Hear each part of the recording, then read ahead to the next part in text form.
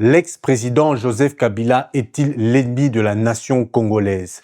Après les dires du président Félix Tshisekedi comme quoi il avait des preuves que Kabila était impliqué directement dans le soutien du M23 sponsorisé par le Rwanda, le gouvernement congolais via son ministre de la Justice Constant Mutamba a déclaré qu'il allait saisir les biens de l'ex-président et le traduire en justice. Alors l'ex-président Joseph Kabila est-il l'ennemi de la nation? Est-il rwandais, comme le disent les partisans du président Félix Tshisekedi? On en parle après le générique. Mbote Bandeko et bienvenue sur ma chaîne. Si ce n'est pas encore fait, n'hésitez pas de vous abonner, de mettre un petit pouce, surtout d'activer la cloche. Et pour ceux qui veulent faire un don à la chaîne pour nous aider, n'hésitez pas, c'est via le cœur de don en dessous de la vidéo. Donc revenons au cœur du sujet, l'ex-président Kabila. Doit-il être condamné? Est-il rwandais? Sur la toile, vous pouvez voir les partisans pro-Félix Tshisekedi, de l'UDPS, de l'Union Sacrée, s'insurger sur le président Kabila qui doit être jugé, qu'on doit confisquer ses biens, que c'est un ennemi de la nation. Alors, est-ce un ennemi de la nation ou pas? Bien sûr que c'est l'ennemi de la nation.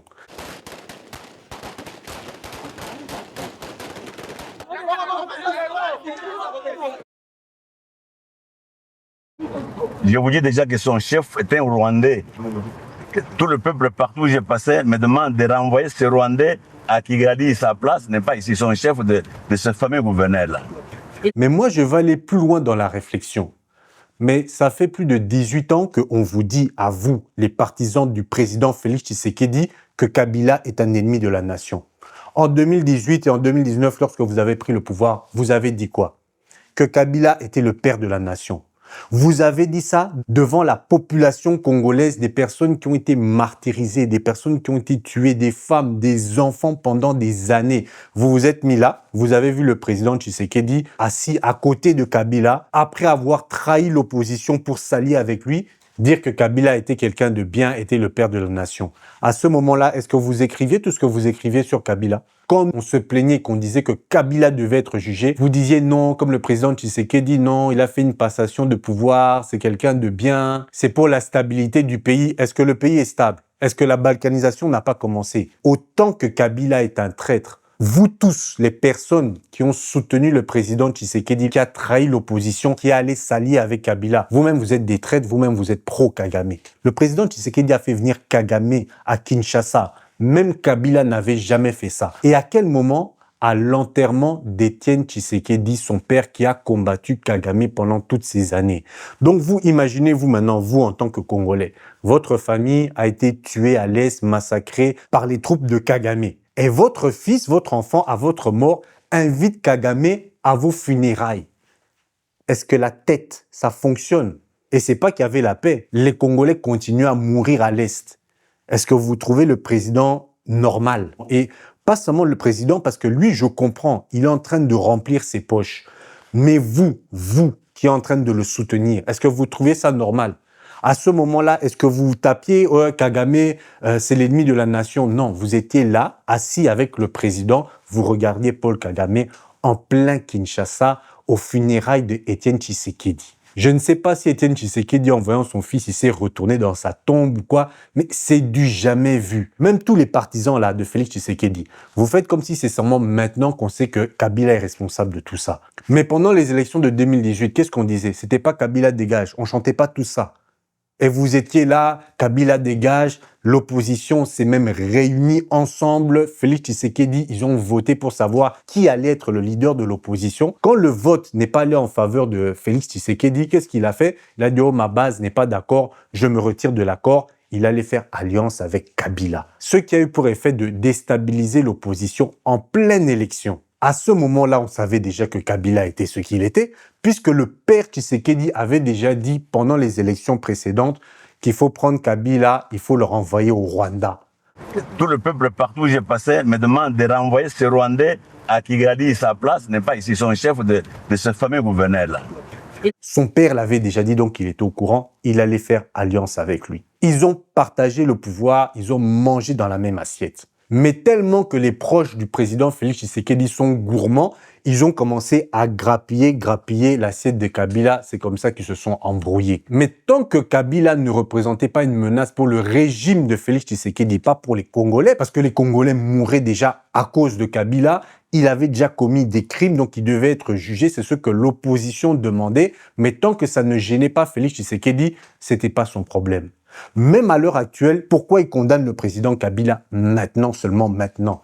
C'est parce que ça gêne son régime à lui. Mais tant qu'on tuait des Congolais et que ça ne le touchait pas, c'était pas un problème.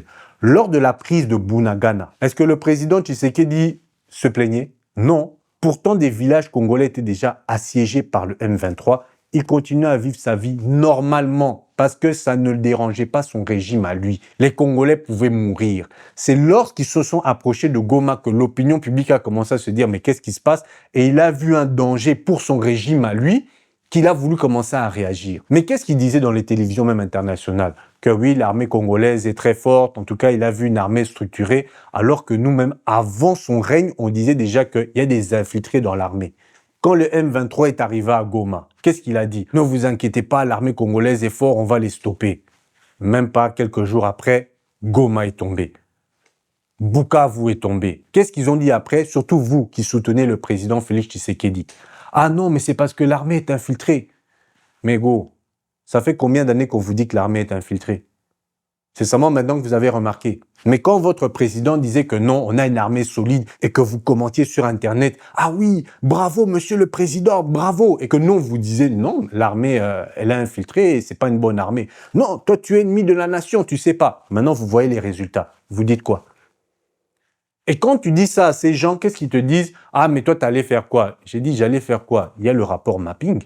Est-ce que vous avez entendu parler du rapport mapping? Pour ceux qui ne connaissent pas le rapport mapping, il y a des experts des Nations Unies qui sont venus en RDC pour faire un rapport sur tous les crimes des guerres qu'il y a eu au Congo. Je pense que c'est d'une période depuis le génocide rwandais jusqu'à, je pense, 2003. Ce rapport-là, tout le monde a fait pour qu'il ne sorte pas. Et c'était une fuite interne qui a fait fuiter ce rapport. Pourquoi? Parce que dans ce rapport, l'État congolais est incriminé, le Rwanda en principal, le Ouganda, le Burundi, ils ont tous participé au massacre des Hutus en RDC et pendant que l'armée de Kagame venait massacrer les Hutus, ils ont profité pour tuer aussi des Congolais en masse. Et c'est pour ça qu'ils ne voulaient pas que ce rapport sorte. Ni les Congolais, ni les Rwandais, ni les Ougandais, ni les Burundais. Et le Rwanda faisait pression pour qu'on change ce rapport. Et lorsqu'il faisait pression, il y a des personnes internes au Conseil de sécurité qui ont fait fuiter ce rapport. Et maintenant, ce rapport, il y a plus de 500 pages. Je vais même vous mettre le lien parce qu'il est téléchargeable. Mais le problème, c'est que ce rapport désigne les crimes commis et puis quel pays est responsable de ces crimes. Mais il y a une liste annexe avec les noms des commanditaires. Et cette liste, elle est toujours surscellée. À partir de cette liste-là, on a déjà une grande partie des infiltrés parce qu'ils ont fait un travail de plusieurs années. Ils ont interviewé des milliers de victimes. Et dans le rapport mapping, ils proposent aussi une solution méthodologique parce qu'il y a tellement de témoins et puis il y a la possibilité que la communauté internationale vienne aider la RDC. Je parle de la communauté internationale, hein, pas la communauté occidentale. Parce que dans la communauté internationale, il y a aussi des pays, il y a aussi des personnes qui veulent vraiment aider la RDC. Mais comment tu peux aider une personne qui ne veut pas que tu l'aides? Pour que le rapport mapping sorte, les seules personnes qui pouvaient demander ça, c'est l'État congolais lui-même. Après, au temps de Kabila, on comprend que Kabila ne voulait pas que ça sorte. Et quand c'est sorti, mais il n'y avait pas les noms, il s'est dit, bon, ok, il a même félicité ça, parce que si le dossier annexe sortait avec les noms, probablement son nom serait dedans, et sûrement aussi beaucoup de dignitaires congolais qui sont encore présents dans l'administration et dans le gouvernement. Lorsque Félix Tshisekedi est passé, les victimes se sont dit « Ah, enfin une personne qui n'était pas là pendant la période des massacres, il va réouvrir le dossier. » Non, le président Tshisekedi non.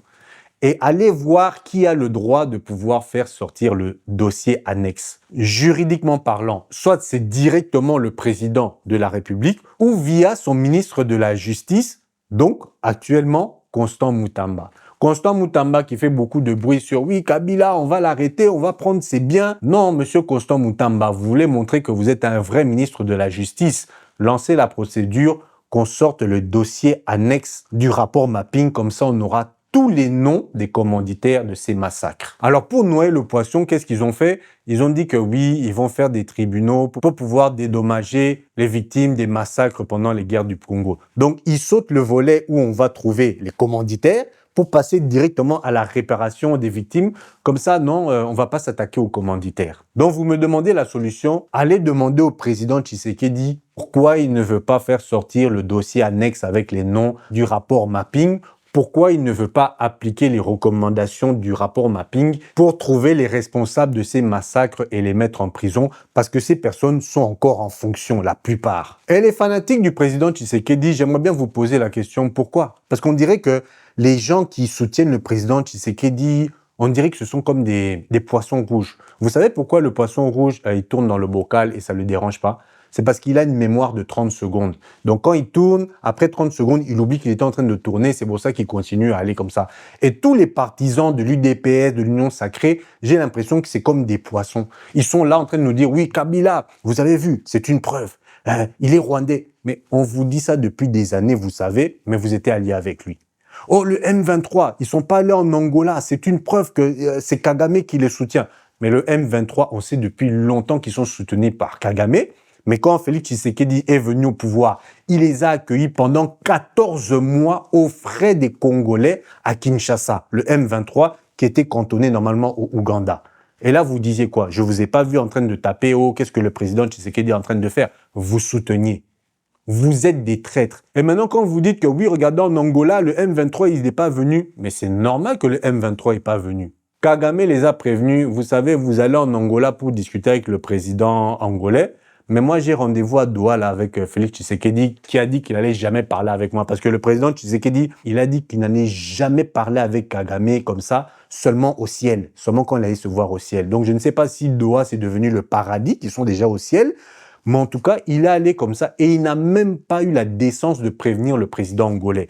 Président angolais qui a un pays à diriger, l'Angola, il prend une journée entière à lui pour attendre la délégation parce que Tshisekedi, lui, il a envoyé la délégation congolaise. Donc, ils sont allés, bien sûr, payer les frais des grands hôtels, dépenser l'argent aux frais des Angolais et des Congolais, tranquillement. Kagame, lui, l'a prévenu au M23, ne dépensez pas l'argent, ça ne sert à rien d'aller là-bas, puisque moi, je vais voir le président Félix Tshisekedi en cachette, donc c'est normal qu'ils ne sont pas venus. Vous faites perdre le temps au président angolais, qui a un pays à diriger, et le soir ou le lendemain, le président angolais, il regarde les journaux, il voit une photo Kagame avec Félix Tshisekedi, avec un arabe comme ça en babouche, qui a sifflé les deux présidents noirs africains, comme ça, là, comme si c'était ces petits moukas là. Quelle image pour l'Africain, cette image, alors qu'on était entre frères avec le président angolais, là, comme ça, on a sifflé vraiment comme, je sais pas, comme des esclaves. Et il y a les partisans du président Tshisekedi, très contents. Oui, non, mais c'est pour la paix, c'est quand même une bonne chose. Doha, est-ce que vous savez que c'est l'allié du Rwanda? Ils ont 49% de Rwanda Air. Ils sont en train de pousser à fond pour qu'il y ait un circuit de Formule 1 à Kigali. Ils sont associés avec le Rwanda et les histoires du PSG. Les Congolais me disent, oui, mais ils ont aussi des investissements au Congo. Mais est-ce que vous pouvez comparer les petits investissements qu'ils ont au Congo et les accords qu'ils ont avec le Rwanda? Donc, quand vous allez là-bas, c'est en faveur du Rwanda, c'est évident. Et c'est pour ça que Kagame a accepté d'y aller. Et le plus marrant, c'est qu'ils ont négocié la suspension des combats. Le lendemain, le M23 continue d'attaquer. Et quand tu demandes maintenant aux partisans du président Félix Tshisekedi, ah non, bon, il y a une stratégie. Quelle stratégie? Oh, c'est un fin stratège. Quel fin stratège? Même quand j'ai dit qu'ils ont trahi l'opposition, ils disaient non que Félix Tshisekedi avait une stratégie. Il s'est mis avec Kabila, c'était ça la stratégie. Sinon, le Congo aurait été balkanisé. Et là, maintenant, c'est pas balkanisé. C'est quoi la stratégie? À cette époque-là, le président Kabila était coincé. Toute l'opposition s'était alliée. Il allait être éjecté. Mais Martin Fayulu, tous étaient d'accord pour sortir le dossier annexe avec tous les noms des commanditaires. Il n'allait plus se cacher. Le résultat, Félix Tshisekedi s'est allié avec Kabila. Ils ont caché les noms des commanditaires. Donc, indirectement, il a protégé tous ces criminels pour pouvoir avoir le pouvoir. Et maintenant que son pouvoir est remis en question, c'est là qu'il commence à accuser le président Kabila. Donc si vous me demandez, est-ce que le président Kabila doit être jugé? Oui, effectivement. Mais ce qui me dérange, c'est le timing. C'est seulement maintenant que son pouvoir a été dérangé, que maintenant il essaye de montrer, de pointer le doigt vers Kabila, alors qu'il faisait ami-ami avec. Là, maintenant, je viens d'apprendre qu'il vient de négocier avec le M23 une trêve, alors qu'il disait qu'il n'en jamais parlé avec le M23, que c'était le Rwanda qui était responsable. Pourquoi ils sont allés négocier? Même s'il ne va pas directement, maintenant, il envoie toujours des émissaires, parce qu'il n'a pas envie qu'il y ait des photos avec lui. Est-ce que vous trouvez ça normal? Et quand je vous dis que les partisans de l'UDPS, tout ça, ce sont des poissons rouges qui n'ont pas de mémoire, regardez par exemple l'histoire de Jean-Pierre Bemba. Ils ont mis Jean-Pierre Bemba dans leur gouvernement. D'abord, il était à la défense, il n'a rien foutu. Et puis là, maintenant, on l'a mis au transport. Je vois des images de Jean-Pierre Bemba qui va recruter des jeunes Congolais pour rentrer dans l'armée. Il est ministre des Transports. Qu'est-ce qu'il a à faire à recruter dans l'armée? Jean-Pierre Bemba, qui est un ancien rebelle qui a été soutenu par le Ouganda. Donc les histoires que Nanga est en train de faire, il a fait la même chose et il a tué des Congolais. Tout le monde sait qu'il a tué et massacré des Congolais. Et peut-être que dans les histoires comme les rapports mapping, il y aura aussi son nom. Et vous faites comme si vous avez oublié. Vous laissez cette personne-là recruter. Est-ce qu'il recrute pour la RDC ou bien il recrute pour lui-même? Vous vous posez même pas la question. Donc même cette histoire de Kabila, que Kabila est l'ennemi de la nation, avec les gens de l'UDPS, de l'Union Sacrée, le président Félix Tshisekedi, ils peuvent vous dire ça aujourd'hui. L'année prochaine, ils vont vous dire non, en fait, Kabila, c'est notre ami, c'est notre frère. Et les gens de l'UDPS, ils vont suivre aussi leur président. Aucune stratégie, donc ils changent tout le temps. On ne sait même pas comment suivre. C'est pour ça que beaucoup de pays africains ne veulent pas suivre la RDC. Ils veulent bien aider la RDC, mais ils savent que si on commence à aider la RDC, on devient ridicule. Regardez l'Afrique du Sud. Ils sont venus, ils ont soutenu. Ils ont envoyé leurs soldats, ils ont envoyé leurs enfants. Ils sont au front. Félix Tshisekedi et son armée ne ravitaillent pas l'armée, n'envoient pas les munitions, ne nourrissent pas les soldats. Maintenant, l'Afrique du Sud se demande, mais on est venu se battre pourquoi? Pour des gens, on dirait qu'ils ne veulent pas se battre. Et quand on vous dit ça, ah, mais l'armée est infiltrée. Mais non, on vous a dit que l'armée est infiltrée depuis longtemps, mais vous faisiez comme si ça va. Le président Tshisekedi, qu'est-ce qu'il a fait? Il a pris dans son entourage militaire, il allait mettre des gens de sa même ethnie, ça c'est encore du tribalisme, pour pouvoir se protéger. C'est pour ça que quand vous voyez les images des soldats à Kinshasa, je ne sais même pas ce qu'ils font à Kinshasa, vous voyez des soldats bien musqués ou bien avec des gros ventres qui mangent bien, et lorsque vous voyez les soldats à l'Est, vous voyez des soldats tout maigres qui ont faim anorexique.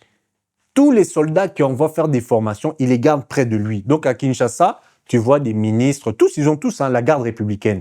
Vous voyez des ministres. D'ailleurs, la première ministre a fait tuer un policier par la garde républicaine. Cette histoire aussi, on n'entend plus parler de ça. Donc, il y avait son cortège qui a pris un sens unique. Il y a un pauvre policier roulage qui a dit non, ça peut pas, ça crée des embouteillages. La garde républicaine de la première ministre est revenue, ont tué ce policier.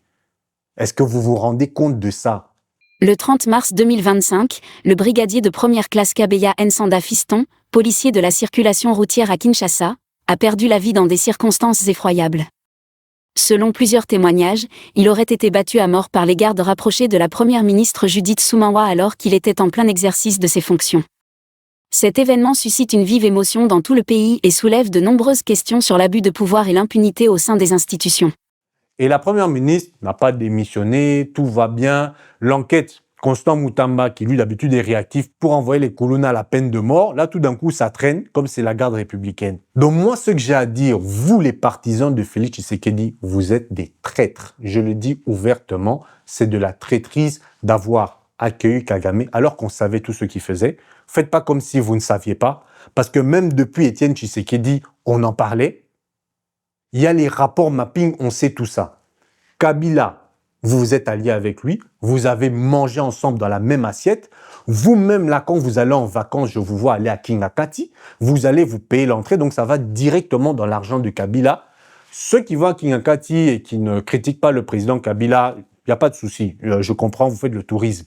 Mais il y a les pros là qui critiquent le président Kabila. Vous êtes allé à Kingakati, vous avez pris des photos pour vos vacances. Donc ça, c'est comme si des Juifs, ils sont là et que Hitler avait fait un parc d'attractions. Vous savez qu'ils sont en train de tuer vos frères de l'autre côté du pays. Et vous, en tant que Juif, vous allez aussi au parc d'attractions, vous payez pour que ça aille directement dans les poches d'Hitler. Est-ce que la tête, ça fonctionne? Vous êtes des traîtres. Parlons de l'accord avec les États-Unis sur les minerais. Le président Donald Trump, qui apparemment ne sait même pas où est le Congo, selon lui, donc manque de respect total, Il a envoyé le beau-père de sa fille, qui est libanais, pour aller négocier cet accord sur les minerais congolais parce que le président Félix Tshisekedi, maintenant qu'il est coincé, il ne sait plus quoi faire. Son idée, c'est quoi? C'est faire comme Zelensky, demander que les États-Unis viennent l'aider pour stopper le Rwanda. Alors que ce sont les États-Unis qui soutiennent le Rwanda depuis longtemps, on le sait. Même si eux, ils sont capables de mettre des sanctions sur le Rwanda pour faire bonne image, mais on sait que derrière, au fond, ce sont eux. Kagame s'est formé aux États-Unis et au Ouganda de Museveni, donc on sait d'où vient le problème. Non, les Congolais, les partisans du président Tshisekedi, ils ont dit « ouais, c'est une bonne idée ». Qu'est-ce qui s'est passé dernièrement? L'envoyé spécial, il est venu, il a négocié avec les Congolais. Qu'est-ce qu'il a fait après? Il est parti au Rwanda avec Kagame. Qu'est-ce qu'il allait faire là-bas? Apparemment, il allait aussi négocier pour les minerais rwandais, alors qu'on sait qu'il n'y a pas de minerais là-bas. Qu'est-ce qu'il allait négocier, les minerais rwandais? Là encore, le président Tshisekedi sort ridicule. Parce que les minerais volés au Congo qui sont au Rwanda, vous croyez que c'est pourquoi? Que c'est la Chine? Parce que la Chine, ils ont leurs entreprises déjà au Congo. La plupart des minerais qui sont volés, c'est pour quel pays? Donc, ils ont tué Lumumba, mais comme vous avez l'esprit d'un poisson, la mémoire de 30 secondes, vous avez oublié. Ils ont soutenu Mobutu pour déstabiliser la région. Mais comme vous avez une mémoire de 30 secondes, vous avez oublié. Quand le règne de Mobutu a commencé à tomber, ils ont trahi Mobutu qui les aidait pour mettre maintenant Kagame. Mais comme vous avez une mémoire de 30 secondes, vous avez encore oublié. Vous espérez être le nègre de maison beaucoup plus nègre, beaucoup plus docile pour que le patron, le maître de la plantation décide « Ok, je vais changer de nègre de maison, je vais prendre Kagame, je vais mettre Félix. » Alors que Kagame, il est beaucoup plus carré. Eux, ils préfèrent avoir un voleur qui est beaucoup plus carré. Lorsque vous allez à Kigali, tout est bien, tout est structuré, vous ouvrez votre entreprise. Allez à Kinshasa pour ouvrir une entreprise. Les taxes, vous ne savez même pas quelles taxes il faut payer. Ils sont tellement débiles mentaux que les taxes sont prélevées sur le chiffre d'affaires, donc pas sur les bénéfices. Ça, c'est quelque chose que je n'arrive même pas à concevoir. Mais bon, ça, ce sera pour une autre vidéo. Donc, vous voyez, la tête, ça fonctionne pas. Tous les partisans de Félix Tshisekedi, la tête ne fonctionne pas. Je peux comprendre qu'au début, vous aviez de l'espoir, vous voyez. Mais 7 ans sont passés. Vous savez que le barrage d'Inga, si vous avez de l'électricité à Kinshasa, le barrage d'Inga, Mobutu l'a fait en 5 ans. Le premier barrage d'Inga, ça a pris 5 ans. Et quand Mobutu a pris le pouvoir, ne croyez pas que c'était à l'aise. Il y avait des massacres partout. Quand les Belges ont fait semblant de partir, ils ont lancé plein de rébellions. Il y avait plein d'ethnies. Les gens se massacraient entre eux. Mais avec la rigueur, il a pu protéger les frontières et mettre la stabilité. Même si on peut l'en vouloir pour beaucoup d'autres choses, je suis d'accord qu'il y a plein de choses où il a vraiment déconné. Mais regardez ce qu'il a fait. Après 5 ans, il a fait le barrage Inga. Le pont Maréchal, tout ça. Mais vous, oh, mais il a quand même construit quelques écoles. On détourne de l'argent pour l'équivalent, par exemple, de 10 000 écoles. Vous voyez que l'argent a été détourné. Après, on vous fait 100 écoles, on vous montre ça. Waouh, bravo, en tout cas, ils ont travaillé. Vous ne voyez même pas tout l'argent d'ici ces 10 000 écoles qui a été détourné. Vous trouvez ça normal et on met personne en prison. Ou bien ce sont des opposants au régime ou bien des petits gens qui sont mis en prison. Les personnes qui sont placées, personne. Dernièrement, il y a eu les inondations. Qu'est-ce qu'ils sont allés raconter? Mais vous condamnez le président Tshisekedi, mais quand même, c'est le réchauffement climatique, c'est des choses qu'on ne peut pas gérer.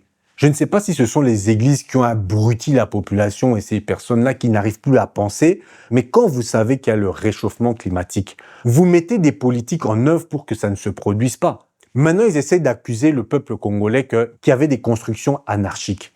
Mais lorsque vous regardez, la plupart de ces constructions ont eu un permis de bâtir au cadastre et à l'urbanisme. Comment vous pouvez appeler ça construction anarchique? Donc ça veut dire par exemple que moi, par exemple je viens de l'Europe, j'arrive à Kinshasa, on me dit que ce terrain est à vendre, je vois un terrain, je vois le fleuve qui passe, je suis très content, je dis ah ok, qu'est-ce que je dois faire? Va au cadastre, là-bas tu vas, tu payes, et souvent il faut payer des extras, tu payes le cadastre, tu payes l'urbanisme, on te donne tes papiers, tu construis, un jour il y a une inondation, Constant Mutamba il va venir, il va dire oui mais c'est ta faute, pourquoi est-ce que tu as construit en zone inondable? Alors que toi, tu es allé au cadastre, tu es allé à l'urbanisme. La tête. Et je ne mets pas toute la population congolaise dedans, parce que la société civile, combien de fois ils ont manifesté, mais il y a ces personnes au gouvernement qui cadenassent. Un truc même qui était marrant, c'est l'artiste, le rappeur qui avait été tué par le M23 à Goma. Il y a un autre ministre, Thérèse Wagner, qui est allé aux Nations Unies, qui a dit que voilà, le M23 a même tué un artiste. Mais cet artiste-là qui a été tué, vous savez qu'il a été aussi libéré par le M23 parce que Félix Tshisekedi l'avait mis en prison parce qu'il dénonçait justement tout ce que Félix Tshisekedi et son entourage faisaient. Ils l'ont mis en prison. Et quand le M23 est rentré à Goma, les gens de la prison se sont évadés et cet artiste aussi a pu s'évader. Mais vu que c'est un activiste, quand il s'est évadé et qu'il a vu les crimes commis par le M23, il a aussi dénoncé le M23 et le M23 l'a tué. Maintenant, pour les partisans du Félix Tshisekedi, là, les poissons rouges, ils ont dit « Ah non, mais quand même, c'est mieux quand même qu'on te met en prison pour défendre le pays qu'on te tue. » Regardez la mentalité. Ça, je crois que ça vient des églises, parce que les églises sont souvent dans ça. Quand le président Tshisekedi, parce que la plupart des pasteurs soutiennent le gouvernement de Tshisekedi et soutenaient aussi avant le gouvernement de Kabila. Eux, ils sont toujours très proches du gouvernement. Quand le président Tshisekedi fait quelque chose de mal, non, on est tous des êtres humains, Jésus-Christ a dit le pardon, ça. Mais quand ça ne les arrange pas, il te sort l'Ancien Testament. Oui, la punition divine, des choses comme ça. Même quand Tshisekedi est passé au pouvoir et qu'il a triché, il y avait même la triche, même la communauté internationale, même les Américains n'étaient pas d'accord avec les résultats. On savait que c'était Martin Fayulu qui était passé. Qu'est-ce que les pro-Tshisekedi ont dit? Ils ont commencé à sortir une phrase de la Bible, « Toute autorité vient de Dieu ». Comme ils ne réfléchissent pas, ce sont des poissons rouges, je les ai regardés. Ah bon? Donc Kagame aussi, c'est Dieu qui l'a mis là. Donc maintenant, aujourd'hui, comme le M23 a pris Goma, et c'est eux, l'autorité à Goma, à Bukavu, c'est Dieu qui a voulu ça. La bêtise. L'abrutissement de la population par la religion. Parce qu'ils sont proches du pouvoir, ils essaient de détourner, empêcher la population de se réveiller. Parce que quand la population veut se réveiller, veut dénoncer, là, ils commencent avec Jésus-Christ. Quand on te frappe dans la joue droite, il faut donner la gauche, il faut pardonner. Oh, ce n'est qu'un homme. En plus, il est mal entouré. Ça encore, c'est une autre histoire que j'entends souvent. Le président Félix Tshisekedi, il est mal entouré. Mais un président, la première fonction d'un président, c'est pas de savoir bien s'entourer. C'est pas ça. Si par exemple, vous voulez envoyer une fusée dans la Lune, le président, est-ce qu'il doit être astronaute? Non. Il doit avoir la capacité de s'entourer des personnes qui ont la capacité de monter ce projet, d'envoyer une fusée dans la Lune. Donc, s'il même, il n'est pas capable de bien s'entourer. Et puis, quand il s'entoure, c'est toujours des personnes de son ethnie ou bien des personnes de son entourage, de la famille. Comment vous pouvez expliquer qu'il y a autant de politiciens, autant de proches du président qui commencent à avoir des carrés miniers? Même le problème entre Nanga et lui, Nanga l'a avoué qu'on lui a volé des carrés miniers. C'est pour ça qu'il s'est énervé. On devrait interdire les membres du gouvernement de posséder des carrés miniers parce qu'il y a conflit d'intérêts. Surtout que le président Tshisekedi nous avait sorti cette histoire qu'il allait privilégier la richesse du sol sur le sous-sol. Mais quand vous voyez tous ces proches de sa famille, tous ils ont des dividendes dans les carrés miniers. Ils se disputent tous les carrés miniers.